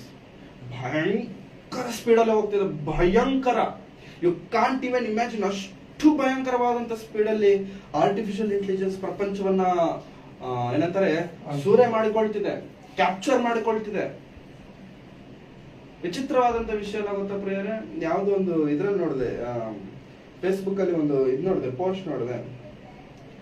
AI ನ ಒಂದು ಕಂಪನಿಯಲ್ಲಿ ಡೆವಲಪ್ ಮಾಡಿದ್ನಂತೆ ಒಂದು ವ್ಯಕ್ತಿ, ಯಾವುದೋ ಒಂದು ಸಾಫ್ಟ್ವೇರ್ ಪರ್ಟಿಕ್ಯುಲರ್ ಇದೆ, ನನಗೆ ನೆನಪಾಗ್ತಿಲ್ಲ. ಬಟ್ AI ನ ಡೆವಲಪ್ ಮಾಡಿದ್ನಂತೆ. ಡೆವಲಪ್ ಮಾಡಿದ್ಮೇಲೆ ಆ ಕಂಪನಿ AI ನ ಡೆವಲಪ್ ಮಾಡಿದವನ ಕೆಲಸದಿಂದ ಕಿತ್ಬಿಟ್ರೆ, ಯಾಕಂತಂದ್ರೆ ನಿನ್ ಕೆಲ್ಸಕ್ಕೆ ಬೇಡ, ಅದೇ ಕೆಲಸ ಮಾಡ್ತಿದಲ್ಲ ಅಂತ. AI ಕೆಲಸ ಮಾಡ್ತಿದೆ, ನಿನ್ನ ಕೆಲಸ ಅವಶ್ಯಕತೆ ಅಂತ ಹೇಳಿ ಇಲ್ಲ ಅಂತ ಹೇಳ್ಬಿಟ್ಟು ಡೆವಲಪ್ ಮಾಡಿದವನೇ ಕೆಲಸದಿಂದ ತೆಗೆದ್ಬಿಟ್ರು. ಅಂದ್ರೆ ಜಸ್ಟ್ ಇಮ್ಯಾಜಿನ್, ಆರ್ಟಿಫಿಷಿಯಲ್ ಇಂಟೆಲಿಜೆನ್ಸ್ ಬಹಳ ದೂರ ಹೋಗ್ತಿದೆ. ನಮ್ಮ ಫೋನ್ ಇದೆ ನೋಡಿ, ಭಯಂಕರ. ನೀವು ಮಾತನಾಡೋದನ್ನ ಕೇಳಿಸ್ಕೊಳ್ತಿದೆ, ನೀವು ಯಾವಾಗ ಮಲ್ಕೊಳ್ತಿದ್ದೀರಾ ಗೊತ್ತು, ಯಾವಾಗ ಎದ್ದೊಳ್ತೀರಾ ಗೊತ್ತು, ನೀವು ಏನ್ ನೋಡ್ತೀರಾ ಗೊತ್ತು, ಏನ್ ಮಾಡ್ತೀರಾ ಗೊತ್ತು, ಎಲ್ಲಿಗೆ ಹೋಗ್ತೀರಾ ಗೊತ್ತು, ಎಷ್ಟೊತ್ತು ಫೋನ್ ನೋಡ್ತೀರಾ ಗೊತ್ತು, ಎಷ್ಟೊತ್ತು ಫೋನ್ ಮುಚ್ತೀರಾ ಗೊತ್ತು, ಏನೇನ್ ನೋಡ್ತೀರಾ ಗೊತ್ತು. Phone knows everything. ನಿಮಗಿಂತ ಜಾಸ್ತಿ ನಿಮ್ ಫೋನ್ಗೆ ಗೊತ್ತಿರುತ್ತೆ. ನೀವು ಇಲ್ಲಿ ಏನೋ ಗೂಗಲ್ ಅಲ್ಲಿ ನನಗೆ ವಾಚ್ ಬೇಕು ಅಂತ ನೋಡಿರ್ತೀರಾ, ಯೂಟ್ಯೂಬ್ ಅಲ್ಲಿ ಬರೀ ವಾಚ್ದೇ ಬರ್ತಿರುತ್ತೆ ನಿಮಗೆ. ಫೇಸ್ಬುಕ್ ಪೂರ್ತಿ ವಾಚ್ದೇ ಬರ್ತಿರುತ್ತೆ. ಲ್ಯಾಪ್ಟಾಪ್ ಬೇಕು ಅಂತ ಇಲ್ಲಿ ನೋಡಿರ್ತೀರಾ, ಫೇಸ್ಬುಕ್, ಅಮೆಝಾನ್, ಅದು ಇದು ಏನ್ ಓಪನ್ ಮಾಡಿದ್ರು ಲ್ಯಾಪ್ಟಾಪ್ ತೋರಿಸ್ತೀರಿ. ನಾನಿಲ್ಲಿ ನೋಡಿಲ್ವಲ್ಲ ಅಂತ ನೀವು ಅಂದ್ಕೊಳ್ತೀರಾ. ಆಲ್ಗರಿದಮ್ ಅಂತ ಇರುತ್ತೆ. ಆ ಆಲ್ಗರಿದಮ್ ಹೆಂಗೆ ಡಿಸೈನ್ ಮಾಡಿರ್ತಾರೆ ಅಂತಂದ್ರೆ, ನಮ್ಮನ್ನ ಕ್ಯಾಪ್ಚರ್ ಮಾಡುತ್ತೆ ಅಷ್ಟೇ. ನಮ್ಮನ್ನ ಕ್ಯಾಪ್ಚರ್ ಮಾಡುತ್ತೆ. ನೀನ್ ಏನ್ ನೋಡಿದ್ಯಾ ಅದ್ರ ಪ್ರಕಾರನೇ ನಿನ್ನ ಫೋನ್ ಡಿಸೈನ್ ಮಾಡ್ಬಿಡುತ್ತೆ. ಅದು ನಿನ್ನ ಪರ್ಮಿಷನ್ ಬೇಕಿಲ್ಲ ಅದಕ್ಕೆ, ನೀನ್ ಡಿಸೈನ್ ಮಾಡ್ಕೊಳ್ಬೇಕಾದಂತ ಅವಶ್ಯಕತೆ ಇಲ್ಲ. ನೀನು ಒಂದ್ ಸರ್ಚ್ ಮಾಡಷ್ಟೇ, ನಿನ್ನ ಪೂರ್ತಿ ಆಲ್ಗರಿದಮ್ ನಿನ್ನ ಫೋನ್ ಅದು ಹ್ಯಾಂಡ್ ಓವರ್ ತಗೊಂಡ್ಬಿಟ್ಟು ನಿನ್ಗೆ ಏನ್ ಬೇಕೋ ಅದನ್ನ ಕೊಡುತ್ತೆ. ಇವಾಗ ದರಿದ್ರ ಏನಾಗುತ್ತೆ, ಇನ್ಸ್ಟಾಗ್ರಾಮ್ ಆಗ್ಲಿ, ಫೇಸ್ಬುಕ್ ಆಗ್ಲಿ, ಯೂಟ್ಯೂಬ್ ಆಗ್ಲಿ, ಇವೆಲ್ಲ ತಾನೇ ನಾವು ಜಾಸ್ತಿ ಯೂಸ್ ಮಾಡೋದು. ಇದರಲ್ಲಿ ಕೆಲವು ಕ್ಯಾಟಗರಿ ವಿಡಿಯೋಸ್ ಇರ್ತವೆ, ಕೆಲವು ಕ್ಯಾಟಗರಿ ಏನಂತಾರೆ ಸ್ಟಫ್ ಇರುತ್ತೆ. ಅಂತಂದ್ರೆ ಭಕ್ತಿಗೆ ಸಂಬಂಧಪಟ್ಟಿರುವಂತದ್ದು ಒಂದು ಕ್ಯಾಟಗರಿ, ಡ್ಯಾನ್ಸ್ ಗೆ ಸಂಬಂಧಪಟ್ಟಿರೋದು ಒಂದು, ಮ್ಯೂಸಿಕ್ ಗೆ ಸಂಬಂಧಪಟ್ಟಿರೋದು ಒಂದು, ಲೊಕ್ಯಾಲಿಟಿಗೆ, ಸಿಟಿಗೆ ಸಂಬಂಧ, ಈ ತರ ಎವ್ರಿ ಕೈಂಡ್ ಆಫ್ ಕ್ಯಾಟಗರೀಸ್ ಇರುತ್ತೆ. ನಾವು ಯಾವ ಕ್ಯಾಟಗರಿನ, ಯಾವ ವಿಡಿಯೋಸ್ನ ಜಾಸ್ತಿ ನೋಡ್ತಿರ್ತೇವಲ್ಲ ಬೇರೆ, ಅದೇ ಬರುತ್ತೆ ನಮ್ಮ ಫೋನಲ್ಲಿ. ಇವಾಗ ನಾವು ಡ್ಯಾನ್ಸ್ ಜಾಸ್ತಿ ನೋಡ್ತಿದೀವಿ ಅನ್ಕೊಂಡು, ವಿಡಿಯೋದಲ್ಲಾಗ್ಲಿ, ಯೂಟ್ಯೂಬ್ ಅಲ್ಲಾಗ್ಲಿ, ಯಾವ್ದೊಂದ್ರಲ್ಲಿ. ನೆಕ್ಸ್ಟ್ ಟೈಮ್ ನೀವು ಫೋನ್ ಓಪನ್ ಮಾಡಿ, ನೀವು ಡ್ಯಾನ್ಸ್ಗೋಸ್ಕರ ಹುಡುಕ್ಬೇಕಾಗಿಲ್ಲ, ಫಸ್ಟ್ ಬರೋದೇ ಡ್ಯಾನ್ಸ್ ಬರುತ್ತೆ. That is artificial intelligence. It is so fast that you can't even imagine. ಅಷ್ಟು ಭಯಂಕರವಾಗಿ ಓಡುತ್ತೆ. ಈ ಲೆವೆಲ್ ಅಲ್ಲಿರುವಂತ ಟೆಕ್ನಾಲಜಿಯಲ್ಲಿ ಬದುಕ್ತಿರುವಂತ ನಾವು ತಂದೆ ತಾಯಿಗಳ ಮಾತು ಕೇಳಬೇಕಾ? ಚರ್ಚ್ಗೆ ಹೋಗ್ಬೇಕಾ? ವಾಕ್ಯ ಕೇಳಬೇಕಾ? 2 ಅವರ್ ಕೂತ್ಕೊಂಡು ಯಾಕೆ ಸರಿ ಮಾತುಗಳನ್ನ ಕೇಳಬೇಕು? ಬೈಬಲ್ ಬರೆದ ಎಷ್ಟು ವರ್ಷ ಆಯ್ತಾಳೆ? ಎಷ್ಟು ವರ್ಷ? 2000 ವರ್ಷಗಳು ಅನ್ಕೊಳ್ಳೋಣ. 2000 ವರ್ಷ. 2000 ವರ್ಷಗಳಿಂದ ಬರೆಯಲ್ಪಟ್ಟಂತ ಬೈಬಲ್ 2025 ಇರುವಂತ ನಿನಗೆ ನನಗೆ ಹೆಂಗ್ ಯೂಸ್ ಆಗುತ್ತೆ? 2000 ವರ್ಷದಿಂದ ತಾನೇ ಬೈಬಲ್ ಬರೆಯಲ್ಪಟ್ಟಿರೋದು. ಇವಾಗ ಈ ಫೋನ್ ಪ್ರಿಯರೇ 2023 2024 ಮ್ಯಾನುಫ್ಯಾಕ್ಚರ್ ಆಗಿದೆ. 2 ವರ್ಷ ಆದ್ಮೇಲೆ ಇದು ಯೂಸ್ಲೆಸ್. 2 ವರ್ಷ ಆದ್ಮೇಲೆ 40,000 ಕೊಟ್ಟು ತಗೊಂಡೆ. 40,000 ಕೊಟ್ಟು ತಗೊಂಡಿರೋ ಈ ಫೋನು 2 ವರ್ಷ ಆದ್ಮೇಲೆ ಯೂಸ್ಲೆಸ್ ಆಗುತ್ತೆ. ಯಾಕೆ ಯೂಸ್ಲೆಸ್? ಟೆಕ್ನಾಲಜಿ ಡೆವಲಪ್ ಆಗುತ್ತೆ, ಸ್ಪೀಡ್ ಜಾಸ್ತಿ ಆಗುತ್ತೆ, ಅದ್ರ ಏನೇನೇನೇನೇನೇನೋ ಡೆವಲಪ್ ಆಗಿರುತ್ತೆ. ಆ ಟೈಮ್ಗೆ ಇಲ್ಲಿ ಫೋನು ಬರ್ತಿರಲ್ಲ. ಅದು ಅವಾಗ ಏನ್ ಮಾಡ್ಬೇಕು? ನನಗೆ ಈ ಫೋನ್ ಇಷ್ಟ ಇದ್ರೂ ಬಲವಂತವಾಗಿ ಬೇರೆ ಫೋನ್ಗೆ ನಾನು ಎಕ್ಸ್ಚೇಂಜ್ ಆಗಲೇಬೇಕು. Because technology has been develop. ಅಂದ್ರೆ 40,000 ಬರ್ತಿರುವಂತದ್ದು 2 ವರ್ಷಕ್ಕೆ ಏನಾಯ್ತು? ಯೂಸ್ಲೆಸ್ ಆಯ್ತು. ಯೂಸ್ಲೆಸ್ ಆಯ್ತು. ಬಟ್ ಇದು ತಗೋಬೇಕಾದ್ರೆ ಮಾತ್ರ this is the one of the finest phone in the market. ಇದು ತಗೋಬೇಕಾದ್ರೆ ಮಾರ್ಕೆಟ್ ಅಲ್ಲೇ one of the finest phone ಇತ್ತಿದು. 2 ವರ್ಷ ಆದ್ಮೇಲೆ ಆ ವ್ಯಾಲ್ಯೂ ಇದಕ್ಕೆ ಇಲ್ಲ. ಈಗ ಈ ಲೆಕ್ಕದಲ್ಲಿ ಬೈಬಲ್ 2000 ವರ್ಷಗಳ ಹಿಂದೆ ಇದೆ. ಇವಾಗ ಯಾವ ವರ್ಷ? 2000 ವರ್ಷಗಳಿಂದ ಇದ್ದಂತ ಬೈಬಲ್ 2025 ವರ್ಕ್ ಆಗುತ್ತಾ? ಕೆಲಸ ಮಾಡುತ್ತಾ? ಮಾಡುತ್ತೆ ತಾನೆ? ಸರಿ, ವರ್ಕ್ ಮಾಡುತ್ತೆ ಅಂತ ಗೊತ್ತಾದ ಮೇಲೆ ಏನ್ ಮಾಡ್ತಿದ್ದೇವೆ? ಅದನ್ನ ಏನ್ ಮಾಡ್ತೇವೆ ಹೇಳಿ? ಫೋನಲ್ಲಿ ಡೂ ನಾಟ್ ಡಿಸ್ಟರ್ಬ್ ಅಂತ ಒಂದು ಆಪ್ಷನ್ ಇದೆ.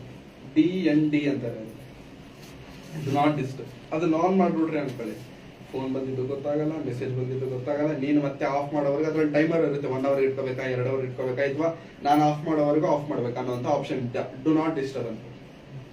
ನೀನ್ ಮತ್ತೆ ಆಫ್ ಮಾಡೋವರೆಗೂ ಅದು ಮತ್ತೆ ನಿನ್ ಫೋನ್ ಬರೋದು ಅದೆಲ್ಲ ನಾರ್ಮಲ್ ಆಗೋವರೆಗೂ ಆಗಲ್ಲ.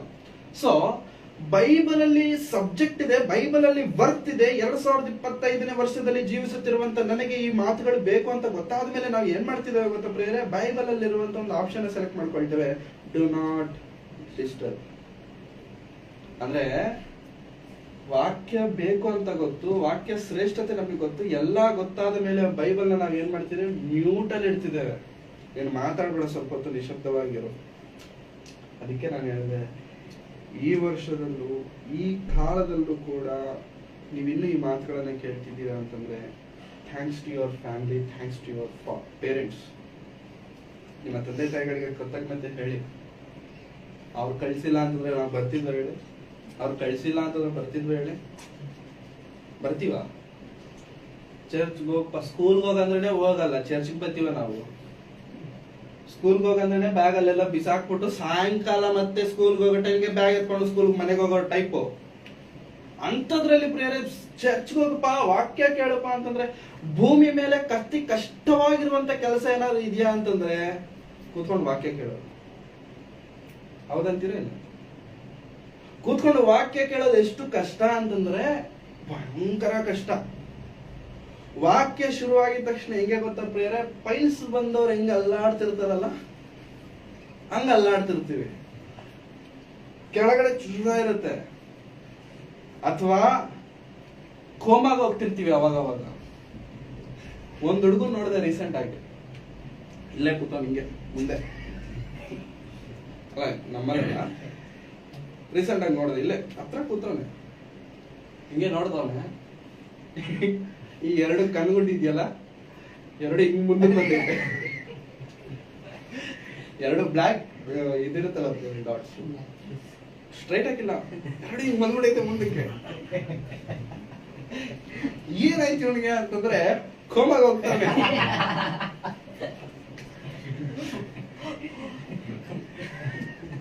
ಏನಾಯ್ತು ಇವನಿಗೆ ಅಂತಂದ್ರೆ ಕೋಮಾಗ ಹೋಗ್ತಿದ್ದಾನೆ ಅವನು. ನಿದ್ದೆ ಎಳಿತೈತೆ ಅಂದ್ರೆ ನಾನು ಇನ್ನು ಆ ಟೈಮ್ಗೆ ವಾಕ್ಯನೂ ಶುರು ಮಾಡಿಲ್ಲ, ಪ್ರೇಯರ್ ಮಾಡಿದೆ ಅಷ್ಟೇ. ಇನ್ನು ವಾಕ್ಯನೂ ಶುರು ಮಾಡಿಲ್ಲ, ಪ್ರೇಯರ್ ಮಾಡಿ ಎಲ್ಲರಿಗೂ ವಂದನೆಗಳು ಈ ರೀತಿಯಾಗಿ ಹೇಳ್ತಿದ್ದೀನಿ ಅಷ್ಟೇ. ಅವ್ನು ಕಣ್ಸಾಯ್ತಿದ್ದೆ. ಅದಕ್ಕೆ ಭೂಮಿ ಮೇಲೆ ಅತಿ ಕಷ್ಟವಾದಂತ ಕೆಲಸ ಏನಾದ್ರು ಇದೆಯಾ ಅಂತಂದ್ರೆ ನೋಡಿ, 1 ಅವರ್ ಕೂತ್ಕೊಂಡು ವಾಕ್ಯ ಕೇಳೋದಿದೆ ನೋಡಿ, ಭಯಂಕರ ಕಷ್ಟ ನಮ್ಗೆ. ಹೋಗ್ಲಿ ಕೂತ್ಕೊಂಡು ಕೋಮಾಗ ಹೋದ್ರು ಪೈಲ್ಸ್ ಬಂದಂಗಿದ್ರು ಕೇಳ್ತೀವಿ. ಕೇಳಿದ್ಮೇಲೆ ಏನಾದ್ರು ಮನಸ್ಸಲ್ಲಿರುತ್ತ ಅಂತಂದ್ರೆ 0. ನನ್ ಮೇಲೆ ನಾನು ಏನ್ ಕೇಳಿದ್ದೇನೆ ನನಗೆ ಗೊತ್ತಿಲ್ಲ. ನಿನಗೆ ಇನ್ನೂ ಗ್ಯಾರಂಟಿ ಬೇಕಾ? ದೇವ್ರ ಮೇಲೆ ನಾನು ಹೇಳ್ತೀನಿ, ನಾನು ಏನ್ ಕೇಳಿದ್ದೇನೋ ನನಗೆ ಗೊತ್ತಿಲ್ಲ. ಐ ಆಮ್ ಟೆಲಿಂಗ್ ಯು, ಇವತ್ತಿಗೂ ಇಷ್ಟು ಶ್ರೇಷ್ಠವಾದ ದೇವರ ಮಾತುಗಳನ್ನ ಹೇಳ್ತಿದ್ದೇವೆ ಅಂದ್ರು, ಕೇಳ್ತಿದ್ದೇವೆ ಅಂತಂದ್ರು, ಅದು ದೇವರು ನಮಗೆ ನಿಮಗೆ ಕೊಟ್ಟಂತ ಮಹಾ ದೊಡ್ಡ ಭಾಗ್ಯ ಪ್ರಿಯರ. ಆ ಭಾಗ್ಯವನ್ನ ದಯವಿಟ್ಟು ಕಳ್ಕೊಳ್ಳೋದಕ್ಕೆ ಹೋಗ್ಬೇಡಿ. ತುಂಬಾ ಜನ ಹಿರಿಯರು, ನಮ್ಮ ತಂದೆ ವಯಸ್ಸಾಗಿರ್ಬೋದು, ನಮ್ಮ ತಂದೆ ತಾಯಿಗಳ ವಯಸ್ಸಲ್ಲಿರೋರು, ಅವ್ರೇನ್ ಹೇಳ್ತಾರೆ ಗೊತ್ತಾ? ನಾನು ಈ ವಯಸ್ಸಲ್ಲಿ ಈ ಮಾತುಗಳನ್ನ ಕೇಳ್ತಿದ್ದೇನೆ, ಮೊದ್ಲೇ ಕೇಳಿದ್ರೆ ಇನ್ನೂ ಚೆನ್ನಾಗಿರ್ತಿದ್ದೆ ನಾನು ಅಂತಾರೆ. ಏನ್ ಹೇಳ್ತಾರೆ ಅಂದ್ರೆ, ನನಗೆ ಈ ಟೈಮ್ ಬರೋವರೆಗೆ ಇವಾಗ ಕೇಳ್ತಿದ್ದೇನೆ ಈ ಮಾತು, ಇವಾಗ ಏನಾದ್ರು ಮಾಡ್ಬೇಕು ಅನ್ಕೊಂಡ್ರು ಕಷ್ಟ ನನಗೆ, ಬಟ್ ಇದೇ ಮಾತುಗಳು ನಾನು ವಯಸ್ಸಲ್ಲಿದ್ದ ಕೇಳಿದಿದ್ರೆ ಇನ್ನು ಹೆಂಗಿರ್ತಿದ್ನೋ ನಾನು ಅಂತ ಅವ್ರು ತಮ್ಮನ್ನ ತಾವು ಎಕ್ಸಾಜರೇಟ್ ಮಾಡ್ಕೊಳ್ತಾರೆ. ಹೀಗಿದ್ರೆ ಚೆನ್ನಾಗಿರ್ತಿತ್ತು, ಮೊದಲೇ ಕೇಳಿದ್ರೆ ಚೆನ್ನಾಗಿರ್ತಿತ್ತು. ಆ ಮೊದಲೇ ಕೇಳಬೇಕಾಗಿರುವಂತ ಮಾತುಗಳನ್ನ ನಿಮ್ಮ ತಂದೆ ತಾಯಿಗಳು ಇವಾಗ ನಿಮಗೆ ಕೇಳಿಸ್ತಿರ್ಬೇಕಾದ್ರೆ ಎಷ್ಟು ಧನ್ಯರು ಪ್ರೇರಣೆ. ಅವರಿಗೆ ಶ್ರೇಷ್ಠವಾಗಿ ಅನಿಸಿದಂತ ಮಾತುಗಳನ್ನ ಅವರ ವಯಸ್ಸಿಗೆ ಬರೋವರೆಗೂ ನಮ್ಮನ್ನ ಕಾಯಿಸದೆ ನಿಮ್ಮ ವಯಸ್ಸಿಗೆ ನಮ್ಮ ವಯಸ್ಸಿಗೆ ಆ ಮಾತುಗಳನ್ನು ಕೇಳಿಸ್ತಿದ್ದಾರೆ ಅಂತಂದ್ರೆ ನಿಜವಾಗಲೂ ನಿಮ್ಮ ಜೀವನದಲ್ಲಿ ದೇವರು ಕೊಟ್ಟಂತ ಆಶೀರ್ವಾದ ನಿಮ್ಮ ತಂದೆ ತಾಯಿಗಳು. They are blessing for you. ಆಶೀರ್ವಾದ. ತುಂಬಾ ಜನಕ್ಕೆ ಈ ಆಶೀರ್ವಾದ ಅರ್ಥ ಆಗದೆ ಅಹಂಕಾರ ದುರಹಂಕಾರ ಜಾಸ್ತಿಯಾಗಿ ದೇವರಿಂದ ದೂರ ಆಗ್ತಾರೆ. ಒಂದು, ತಂದೆ ತಾಯಿಗಳನ್ನ ಮಾತು ಕೇಳಲ್ಲ. ಎರಡು, ಅವ್ರಿಗೆ ಇಷ್ಟ ಬಂದಂಗೆ ಬದುಕ್ತಿರ್ತಾರೆ. ಅದರ ಮಾಡೋರು ನಿಜವಾಗ್ಲೂ ಹೇಳ್ತಿದ್ದೇನೆ ಹಾಳಾಗ್ತಾರೆ. ನಿಜವಾಗ್ಲೂ ಹಾಳಾಗೋಗ್ತಾರೆ. ಯಾಕೆ ಗೊತ್ತಾ? ಅವರು ತಂದೆ ತಾಯಿಗಳನ್ನ ಮೋಸ ಮಾಡ್ತಿದ್ದಾರೆ. ಅಷ್ಟು ಪ್ರೀತಿ ಮಾಡ್ತಿರುವಂತ ತಂದೆ ತಾಯಿಗಳನ್ನ ಮೋಸ ಮಾಡ್ತಿದ್ದಾರೆ. ಎರಡು, ದೇವರ ವಾಕ್ಯಕ್ಕೆ ಅವಿಧೇಯರಾಗಿ ಜೀವಿಸ್ತಿದ್ದಾರೆ. ಇಲ್ಲ ನಾನು ತಂದೆ ತಾಯಿಗಳನ್ನ ಪ್ರೀತಿಸಲ್ಲ ಬಟ್ ದೇವರನ್ನ ಪ್ರೀತಿಸ್ತಿದ್ದೇನೆ ಅಂತಂದ್ರೆ ಅದು ಸುಳ್ಳು. ಅರ್ಥ ಮಾಡ್ಕೊಳ್ಳಿ. ನಾನು ತಂದೆ ತಾಯಿಗಳನ್ನ ಪ್ರೀತಿಸಲ್ಲ ಬಟ್ ದೇವರನ್ನ ಪ್ರೀತಿಸ್ತಿದ್ದೇನೆ ಅಂತಂದ್ರೆ ಅದು ಸುಳ್ಳು. That doesn't work like that. ನಾನು ಕ್ಲಚ್ ಹಿಡಿದಿರೇನೆ ಗೇರ್ಗೆ ಹಾಕ್ತೀನಿ ಅಂತಂದ್ರೆ ಅದು ಹೆಂಗ್ ಆಗ್ತೀನಿ? ನೀನ್ ಕ್ಲಚ್ ಹಿಡಿದ್ರೆ ನನಗೆ ಗೇರ್ಗೆ ಹಾಕೋದು? ಇಲ್ಲ ನಾನು ಕ್ಲಚ್ ಹಿಡಿದಿರ ನಾನು ಗೇರ್ಗೆ ಹಾಕ್ತೀನಿ ಅಂತಂದ್ರೆ ನಿಂದು ಗಾಡಿ ಸರಿ ಇಲ್ಲ ಅಂತ ಅರ್ಥ. ಗಾಡಿನೇ ಸರಿ ಇಲ್ಲ. ಕ್ಲಚ್ ಹಿಡಿದ್ರೇನೆ ಗೇರು. ತಂದೆ ತಾಯಿಗಳನ್ನ ಪ್ರೀತಿಸಿದ್ರೇನೆ ದೇವ್ರ ಹತ್ರ ಹೋಗೋದು. ಇಲ್ಲ ನಾನು ಡೈರೆಕ್ಟ್ ಗೇರ್ ಹಾಕ್ತೇನೆ ಅಂತಂದ್ರೆ ನಿನ್ ಗಾಡಿ ಸರಿ ಇಲ್ಲ ಅಂತ, ನಾವು ಕರೆಕ್ಟ್ ಆಗಿಲ್ಲ ಅಂತ. ಸೊ ಪ್ಲೀಸ್, ತಂದೆ ತಾಯಿಗಳು ಈ ಮಾತುಗಳು ನಮಗೆ ಕೇಳಿಸ್ತಿದ್ದಾರೆ ಅಂತಂದ್ರೆ ನಿಜವಾಗ್ಲೂ ಅವರನ್ನ ಗೌರವಿಸೋಣ, ಅವರನ್ನು ಸನ್ಮಾನಿಸೋಣ, ಅವರನ್ನ ಪ್ರೀತಿಸೋಣ. ಅವರು ನಮ್ಮಿಂದ ಕೇಳೋದೇನೆ ನೀನ್ ದುಡ್ದು ಬಂದು ನನ್ಗೆ ಆಸ್ತಿ ಮಾಡ್ಕೊಡು, ಮನೆ ಮಾಡ್ಕೊಡು, ಅದು ಮಾಡ್ಕೊಡು, ಚಿನ್ನ ಬೆಳ್ಳಿ ಬಂಗಾರ. ಏನ್ ಕೇಳ್ತಾರ ಅವ್ರು? ಏನ್ ಕೇಳ್ತಾರೆ? ಕರೆಕ್ಟಾಗಿ ಕೆಲ್ಸಕ್ಕೆ ಹೋಗು, ಖಾಲಿ ಇರಬೇಡ, ಕರೆಕ್ಟಾಗಿ ಚರ್ಚ್ಗೆ ಹೋಗು, ವಾಕ್ಯಗಳನ್ನ ಕೇಳು, ದೇವ್ರು ನಿಮ್ ಜೊತೆಗೆ ಏನ್ ಮಾತಾಡ್ತಾರೆ ಅದ್ರ ಪ್ರಕಾರವಾಗಿ ಇದು ಮಾಡ್ಕೊಂಡು ಇಷ್ಟೇ ತಾನೇ ಕೇಳ್ತಾರೆ. ಇದೇ ನಮ್ಗೆ ಕೇಳ್ತಾರೆ, ಏನಾದ್ರು ಕೇಳ್ತಾರೆ ಇಲ್ಲ. ಇಷ್ಟು ಮಾಡಕ್ಕೆ ನಾವು ಏನು ಬಾರ? ಮೈ ಬಾರ. ಸೊ ಪ್ಲೀಸ್, ಮೈ ಬಾರ ಕೆಲಸಗಳನ್ನ ನಾವು ಮಾಡೋದು. ತಿಮೋತಿಯನು ಪೌಲನು ಪತ್ರಿಕೆಯನ್ನ ಬರೆಯೋದಿನಕ್ಕೆ ಸೇವೆಯಲ್ಲಿ ಇದ್ದಾನೆ ಅಂತಂದ್ರೆ ಕಾರಣ ಏನಾಗುತ್ತಾ? ಆತನ ತಾಯಿ ಮಾತ್ರವಲ್ಲ, ಆತನ ಅಜ್ಜಿ ಕೂಡ. ಇವತ್ತು ನಾವು ಈ ಮಾತುಗಳನ್ನ ಕೇಳ್ತಿದ್ದೀವಿ ಅಂತಂದ್ರೆ ಕಾರಣ ಏನಾಗುತ್ತಾ? ನಿಮ್ಮ ತಂದೆ ತಾಯಿಗಳು. ನಿಮ್ಮ ತಂದೆ ತಾಯಿಗಳಿಲ್ಲ ಅಂತಂದ್ರೆ ನೀವು ಇರ್ತಿರ್ಲಿಲ್ಲ. Be careful. ನಿಮ್ಮ ತಂದೆ ತಾಯಿಗಳಿಲ್ಲ ಅಂತಂದ್ರೆ ನಾವು ಇರ್ತಿರ್ಲಿಲ್ಲ. ಇದು ಕೇವಲ ಹೇಳ್ತೀವಂತ ನಿಮಗೂ ಮಾತ್ರ ಅಲ್ಲ, it's even applicable for me as well. ನನಗೂ ಕೂಡ ಅವರನ್ನ ಗೌರವಿಸಬೇಕು, ಅವರನ್ನ ಸನ್ಮಾನಿಸಬೇಕು. ನೀನು ಅವ್ರಿಗೇನೋ ಕಿರೀಟ ತಂದು ಒಂದ್ 2 kg ಚಿನ್ನ ತಂದು ನಾನು ನಿನ್ನನ್ನ ಲವ್ ಮಾಡ್ತಿದ್ದೇನೆ, ಬೇಡ ಅಂತ ಓವರ್ ಆಕ್ಟಿಂಗ್ ಕೆಲಸಗಳೆಲ್ಲ ಮಾಡಬೇಡಿ. ಹೇಳಿದ ಕೆಲಸ ಮಾಡಿ ಸಾಕು. ಅವ್ರಿಗೇನೋ ನೀವು ಮಾಡಬೇಕು, ಸನ್ಮಾನಗಳನ್ನ ಮಾಡ್ಬೇಕು ಅಂತ ಅವ್ರು ನಿಮ್ಮಿಂದ ಬಯಸೋದು ಇಲ್ಲ. ಅವ್ರು ರಸ್ತೆಯಲ್ಲಿ ನಡ್ಕೊಂಡು ಹೋಗ್ತಿರ್ಬೇಕಾದ್ರೆ ರಸ್ತೆಯಲ್ಲಿ ನೋಡುತ್ತಿರುವಂತ ಜನರು ಆ ತಂದೆ ತಾಯಿಗಳನ್ನ ನೋಡಿ ಹೇಳ್ಬೇಕು, ಇವ್ರ ಮಕ್ಕಳಪ್ಪ ಸೂಪರ್ ಹೇಳ್ಬೇಕು. ಆ ಮಾತು ಸಾಕು ಅವ್ರ ಜೀವನಕ್ಕೆ. ಆ ಮಾತು ಸಾಕು ಅವ್ರ ಜೀವನಕ್ಕೆ. ರಸ್ತೆಯಲ್ಲಿ ಹೋಗ್ಬೇಕಾದ್ರೆ ಯಾರಾದ್ರೂ ಕರೆದು ಈ ತರ ಮಾತನಾಡ್ತಿರ್ಬೇಕಾದ್ರೆ ಒಂದು ಲೈನ್, ನಿಮ್ಮ ಮಕ್ಕಳು ರೀ ಚೆನ್ನಾಗಿದಾರ್ರಿ, ನಿಮ್ಮ ಮಕ್ಕಳು ಬಹಳ ಚಂದವಾಗಿದಾರ್ರಿ, ಯಾವ ಕೆಟ್ಟ ಅಭ್ಯಾಸ ಅವ್ರ ಹತ್ರ ಇಲ್ಲ ರೀ, ಒಳ್ಳೆ ಮಾತು ಚೆನ್ನಾಗಿ ಮಾತನಾಡ್ತಾರೆ, ಎಲ್ಲಾರನ್ನ ಕೆಟ್ಟ ಆಲೋಚನೆಗಳು ಅವರಲ್ಲಿಲ್ಲ, ಒಳ್ಳೇದಾಗಿರ್ತಾರೆ, ಈ ತರ ಆ ತರ ಅಂತ ಒಂದ್ 2 ಲೈನ್ ನಿಮ್ ಬಗ್ಗೆ ಹೇಳ್ಬಿಡ್ಲಿ. ಅವರು ಭೂಮಿ ಮೇಲೆ ಅವರಂತ ಸಂತೋಷ ಪಡುವಂತರು ಯಾರು ಇರಲ್ಲ. ಅಷ್ಟು ಸಂತೋಷ ಪಡ್ತಾರೆ, ಅಷ್ಟು ಸಂಭ್ರಮ ಪಡ್ತಾರೆ. ಇದು ಸನ್ಮಾನ ಅಂತಂದ್ರೆ, ಇದು ಗೌರವ ಅಂತಂದ್ರೆ. ನೀವು ತಂದೆ ತಾಯಿಗಳನ್ನ ಸನ್ಮಾನಿಸಿದ್ರೆ ದೇವರು ಇಂಟರ್ಫಿಯರ್ ಆಗ್ತಾರೆ, ದೇವರು ಡೈರೆಕ್ಟ್ ಆಗಿ ಬರಲ್ಲ. So please give some respect towards your parents, give some integrity or give some kind of kindness to your parents. It's very important for them. ಇದು ಬಹಳ ಪ್ರಾಮುಖ್ಯ. ಹಾಗಾಗಿ ಈ ಮಾತುಗಳನ್ನ ಕೇಳ್ತಿರುವಂತ ನಾವು ದಯವಿಟ್ಟು ನಮ್ಮನ್ನ ನಾವು ಇದನ್ನ ಪರಿಶೀಲಿಸಿಕೊಳ್ಳೋಣ ಹೇಗಿದ್ದೇವೆ. ನಿಜವಾಗ್ಲೂ ಕೇಳಿದಂತ ಮಾತುಗಳ ಪ್ರಕಾರವಾಗಿ ತಿಮೋತಿಯನ ಹಾಗೆ ಒಂದು ವೇಳೆ ನಾವಿರೋದಾದ್ರೆ ಪ್ರೇರೆ, ನಿಜವಾಗಲೂ ದೇವರಿಂದ ಆರಿಸಲ್ಪಟ್ಟವರು ನಾವು. ತಿಮೋತಿಯನ ಹಾಗೆ ನಾವಿದ್ದೇವೆ. ಒಂದು ವೇಳೆ ತಿಮೋತಿಯನ ಹಾಗೆ ನಾವಿಲ್ಲದೆ ಇಷ್ಟೊತ್ತು ಮಾತನಾಡ್ಕೊಂಡ್ವಲ್ಲ ನೆಗೆಟಿವಿಟಿ, ಈ ನೆಗೆಟಿವ್ ಕ್ಯಾರೆಕ್ಟರ್ಸ್ ಒಂದು ವೇಳೆ ನಮ್ಮಲ್ಲಿರುವುದಾದ್ರೆ ಪ್ಲೀಸ್ ಇವತ್ತೇ ನಮ್ಮನ್ನ ನಾವು ಸರಿ ಮಾಡಿಕೊಳ್ಳೋಣ, ಇವತ್ತೇ ನಮ್ಮನ್ನ ನಾವು ತಿದ್ದುಕೊಳ್ಳೋಣ. ಇಷ್ಟೇನಾ? ತಂದೆ ತಾಯಿ ಮಕ್ಕಳ ಬಗ್ಗೆ ಮಾತ್ರ ತಂದೆ ತಾಯಿಗಳು ಏನಿಲ್ವಾ? ತಂದೆ ತಾಯಿಗಳ ಬಗ್ಗೆ ಬೈಬಲ್ ಹೇಳಿಲ್ವಾ? ಬಹಳ ಹೇಳಿದೆ. ಒಂದೇ ಒಂದು ಮಾತು ನೋಡ್ಕೊಳ್ಳೋಣ. ಎಫೆಸದವರಿಗೆ ಬರೆದ ಪತ್ರಿಕೆ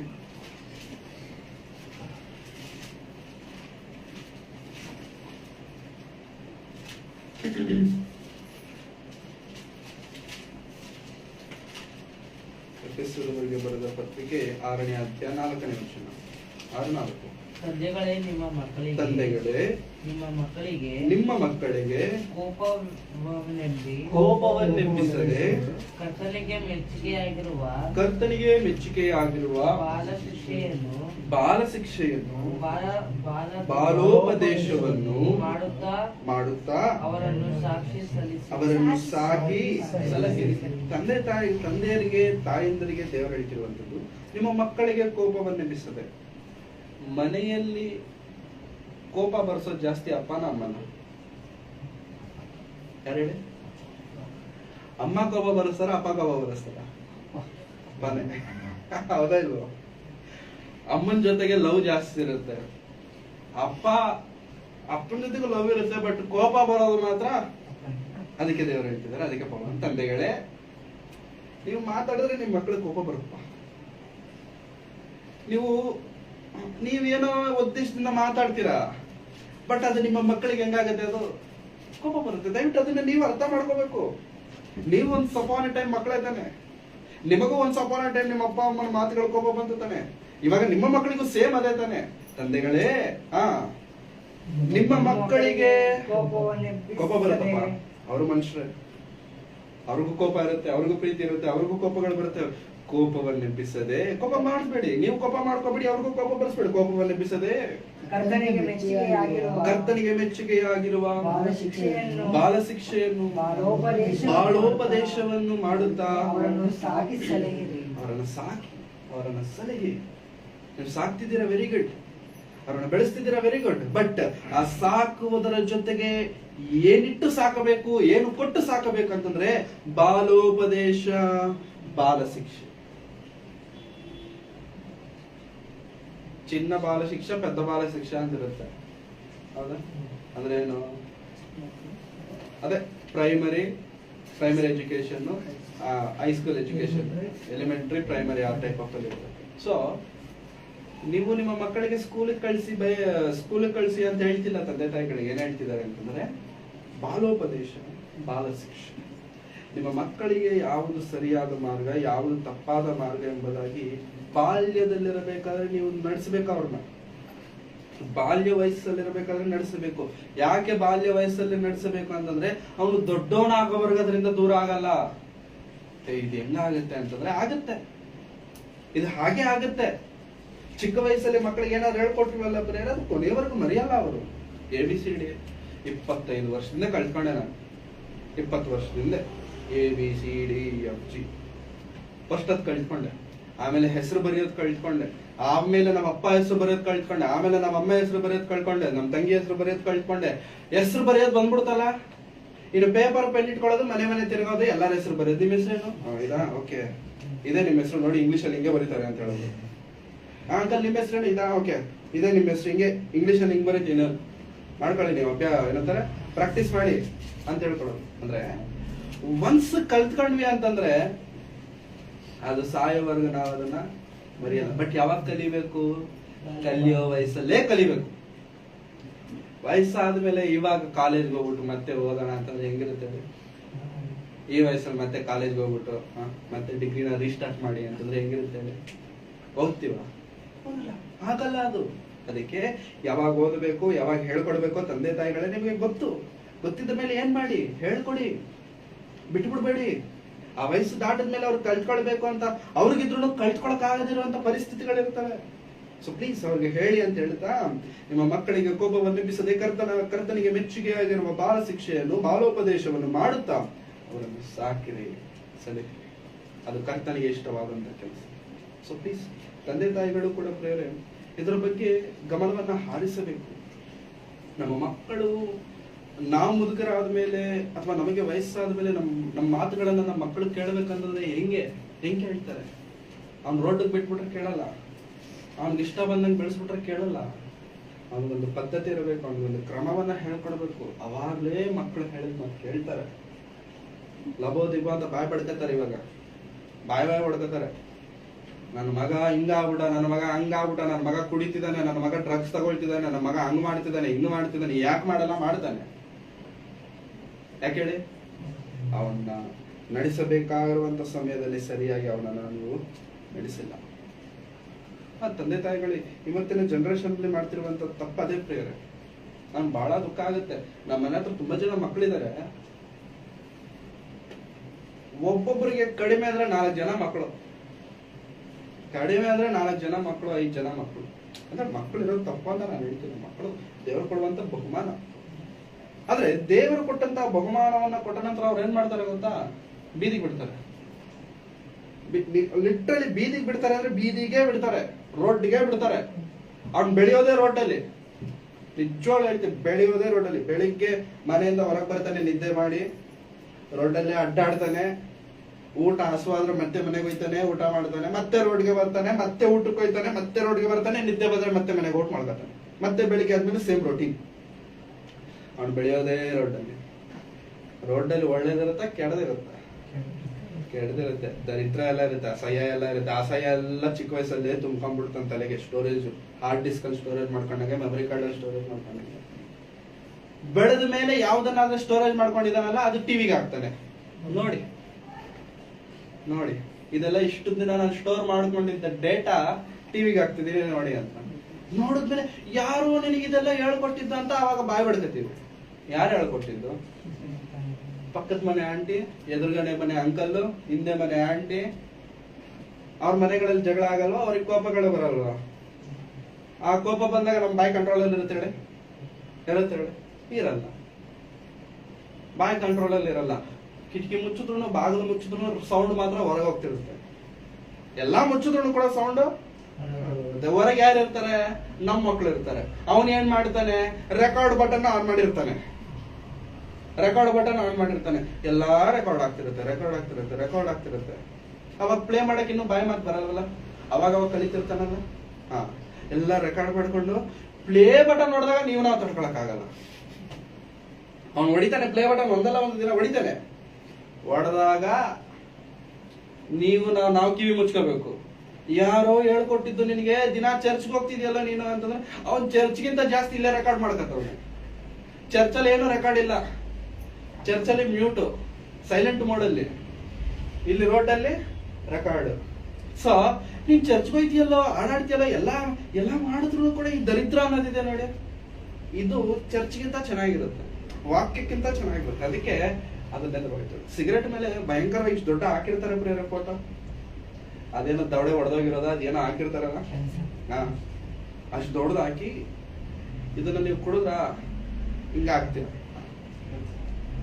ಇಷ್ಟೆಲ್ಲ ಹಾಕದ ಮೇಲೂ ಕೂಡ ಒಂದು ಪ್ಯಾಕೆಟ್ ಪೂರ್ತಿ ತಗೋತೀವಿ. ಫುಲ್ ಪ್ಯಾಕೆಟ್ ತಗೊಂಡು ಹೊಡಿತೀರಿ. ಅಲ್ಲ, ಅರ್ಥ ಆಗದಿರುವಂತ ವಿಷಯ ಏನಂತಂದ್ರೆ ಅದ್ರ ಮೇಲೆ ಹಾಕಿದಾರಲ್ವಾ, ಹಾಕದ ಮೇಲೂ ಕೂಡ ತಗೊಂಡಿದೀವಿ ಅಂತಂದ್ರೆ ನಮಗ್ ಬುದ್ಧಿ ಇದೆಯಾ ಹೇಳಿ? ಇಲ್ಲ. ಅವ್ನು ಹೇಳಿದಂತನ. ಆದ್ರೂ ಅವನ್ ಅಷ್ಟು ದೊಡ್ಡ ಫೋಟೋ ಹಾಕಿದ್ರು ಕೂಡ ಇವನ್ ಕುಡ್ದಿದ್ದಾನೆ ಅಂತಂದ್ರೆ ಕಂಪನಿ ಒಂದು ತಪ್ಪ, ನಮ್ದು ತಪ್ಪ? ಆ ಕಂಪನಿ ಅವನಿಗೆ ಲಾಸೇ ಆಗ್ತಿಲ್ಲ. ಕೊರೋನಾದಲ್ಲೂ ಲಾಸ್ ಆಗಿಲ್ಲ, ಮಳೆ ಬಂದ್ರು ಲಾಸ್ ಆಗಲ್ಲ, ಬಿಸಿಲು ಬಂದ್ರು ಲಾಸ್. ಅವನ ಕಂಪನಿಗೆ ಲಾಸೇ ಇಲ್ಲ. ಪ್ಯಾಕೆಟ್ ಹೋಯ್ತಾನೆ ಅವೆ. ಅವ್ನ ಬಿಸ್ನೆಸ್ ಜಾಸ್ತಿ ಆಗ್ತಿದೆ ಹೊರತು ಕಡಿಮೆ ಮಾತ್ರ ಆಗ್ತಿಲ್ಲ. ಯಾಕೆ ಹೇಳಿ? ನಿನ್ನೆವರೆಗೂ ಒಂದು ಸಿಗರೇಟ್ ಕುಡಿತಿರೋನು ಇವತ್ತೇನ್ ಮಾಡ್ತಾನೆ? 2 ಕುಡಿತ. 1 ತಿಂಗಳು ಬಿಟ್ರೆ 1 ಪ್ಯಾಕೆಟ್ ಕುಡಿಯೋಷ್ಟು ದಮ್ ಬಂದ್ಬಿಟ್ಟೈತೆ ಅವನಿಗೆ. ಮಗಾಡ್ರವಾಡು ಅಡೇಡೋ ಮಗಾಡು.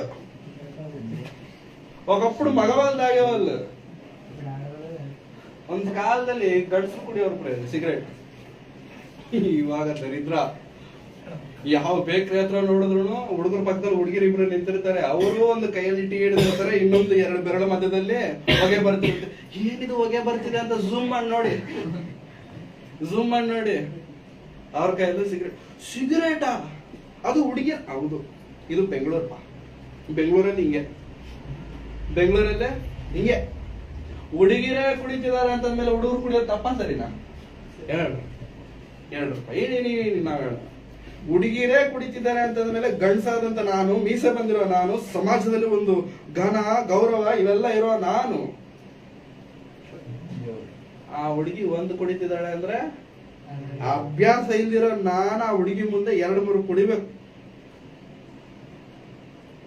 ಹೌದೇ ಬರುತ್ತೆ ಬರಲ್ಲ, ಜನರಲ್ ಆಗಿ ಬರುತ್ತೆ. ಅವಳಿಗೆ ಸುಮ್ಮನೆ ಪುಫ್ ಅಂತ ಬಿಡ್ತಾಳೆ. ನಾನು ಬಿಟ್ರೆ ಹೆಂಗ್ ಬರ್ಬಾರ್ದು, ಹೆಂಗ್ ಬರ್ಬೇಕು, ರಿಂಗ್ ರಿಂಗ್ ರಿಂಗ್ ರಿಂಗ್ ಬರಬೇಕು. ನಾನು ಯಾವ ಶೇಪಲ್ಲಿ ಅಂದುಕೊಳ್ತೀನಲ್ಲ ಆ ಶೇಪಲ್ಲೇ ಬರ್ಬೇಕು. ಆ ಶೇಪಲ್ಲಿ ಬರ್ಬೇಕು ಅಂತಂದ್ರೆ ಇವನು ಒಂದು ಸಿಗರೆಟ್ ಕುಡಿದ್ರೆ ಆಗತ್ತಾ? ರಾತ್ರಿ ಎಲ್ಲ ನಿದ್ದೆಗೆಟ್ಟು ಪ್ಯಾಕೆಟ್ ಹೊಡಿಬೇಕು, ಪ್ರಾಕ್ಟೀಸ್ ಮಾಡಬೇಕು. ಹೆಂಗ್ ಎಳ್ಕೊಂಡು ಹೆಂಗ್ ಬಿಟ್ರೆ ರೌಂಡ್ ಆಗಿ ಬರುತ್ತೆ, ಎಷ್ಟು ಎಳ್ಕೋಬೇಕು ಅದನ್ನ ನೋಡ್ಕೋಬೇಕು, ಎಷ್ಟು ಬಿಡ್ಬೇಕು ಗೊತ್ತಾಗಬೇಕು. ಇವೆಲ್ಲ ಲೆಕ್ಕಾಚಾರ ಹಾಕೊಂಡ್ರೇನೆ ಕರೆಕ್ಟ್ ಶೇಪ್ ಅಲ್ಲಿ ಅದು ಬರುತ್ತೆ. ನಾಳೆ ಬೆಳಿಗ್ಗೆಗೆ ಫುಲ್ ಪ್ರಿಪೇರ್ ಆಗ್ಬಿಟ್ಟು ಹೋಗ್ಬಿಟ್ಟು ಹುಡುಗಿ ಅವಳು ಪಾಡ್ಗೆ ಅವಳು ಏನೋ ಮಾಡ್ಕೊಳ್ತಿರ್ತಾರೆ, ಇವನು ಓವರ್ ಆಕ್ಟಿಂಗ್ ಮಾಡ್ಕೊಂಡು ಹೋಗ್ಬಿಟ್ಟು ಬಿಡೋದೇ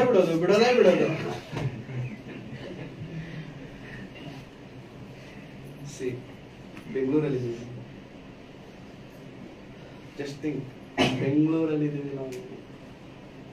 ಒಂದು ಕಾಲದಲ್ಲಿ ಇತ್ತಲ್ಲ ಸೊದೋಮ್ ಗೊಮರ ಪಟ್ಟಣಗಳು ಅಂತ ಕೇಳಿದೀವಲ್ಲ, ಅಷ್ಟು ಭಯಂಕರವಾದ ಪಟ್ಟಣಗಳನ್ನ ಕುರಿತು ಕೇಳಿದೀವಿ ಅಷ್ಟೇ.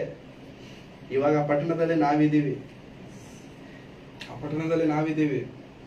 ಒಂದು ದಿನ ದೇವರು ಸೊದೋಮ್ ಗೊಮರ ಪಟ್ಟಣಗಳನ್ನ ನಾಶ ಮಾಡ್ಬೇಕಂತ ಅಂದ್ಕೊಂಡಾಗ ನೀತಿವಂತರು ಯಾರು ಕಾಣಿಸಿಲ್ಲ. ಒಂದೇ ಒಂದು ಫ್ಯಾಮಿಲಿ ಇತ್ತು, ಆ ಫ್ಯಾಮಿಲಿಯಲ್ಲಿ ಒಬ್ಬನೇ ಲೌಟನ್ ಮಾತ್ರ, ಯಾರು ಇಲ್ಲ.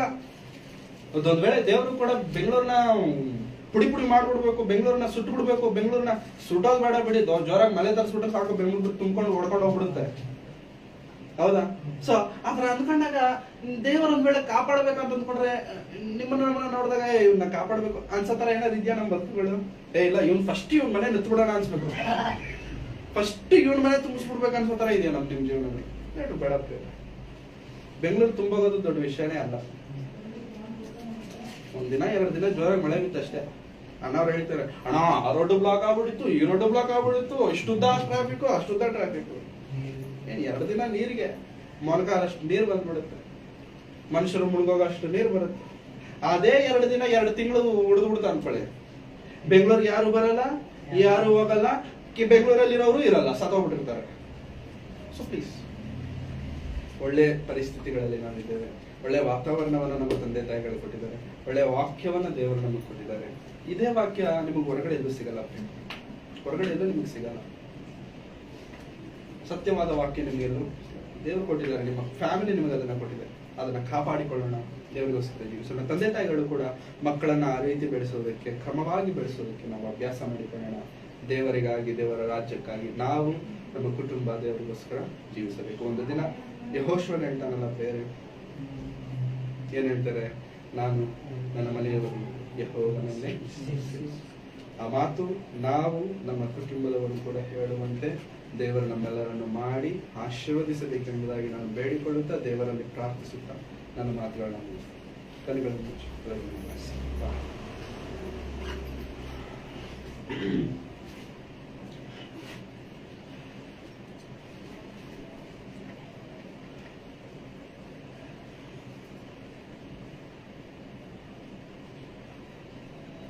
ನನ್ನ ಒಳ್ಳೆ ಪಾಲು ನೀನೇ ಸಯ್ಯ, ನೀನೆಂತ ದೇವರು ಮೇಲಯ್ಯ.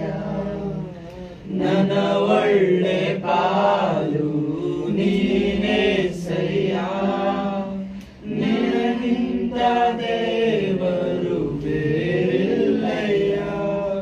ನಿನ್ನ ಪಾದಕ್ಕೆ ಮುದ್ದಿಡುವೆ, ನಿನ್ನನ್ನೇ ಪ್ರೀತಿಸುವೆ, ನಿನ್ನ ಪಾದಕ್ಕೆ ಮುದ್ದಿಡುವೆ, ನಿನ್ನನ್ನೇ ಪ್ರೀತಿಸುವೆ.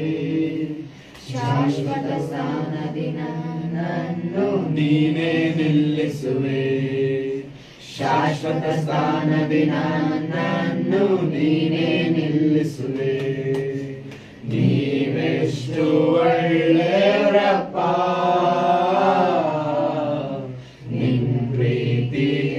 ಹೇಳಪ್ಪ, ನೀವೆಷ್ಟು ಒಳ್ಳೆಯವರಪ್ಪ, ನಿನ್ ಪ್ರೀತಿ ಹೇಳಪ್ಪ. ಈ ಹಾಡು ನಿನಗಾಗಿಯೇ ಹಾಡುವೆನು ನನ್ನೇಸುವೆ, ಈ ಹಾಡು ನಿನಗಾಗಿಯೇ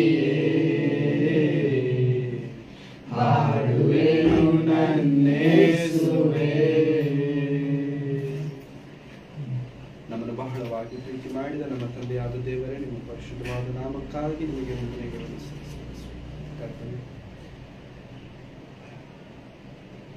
ನಮಗೆ ಬೇಕಾಗಿರುವ, ನಮ್ಮ ಜೀವನಗಳಿಗೆ ಬೇಕಾಗಿರುವ, ನಮ್ಮ ಕುಟುಂಬಗಳಿಗೆ ಬೇಕಾಗಿರುವ ಮಾತುಗಳನ್ನ ಈ ದಿನ ನೀವು ನಮಗೆ ಕೊಟ್ಟಿದ್ದೀರೆಂಬುದಾಗಿ ನಾವು ನಂಬುತ್ತೇವೆ ಕರ್ತನೆ.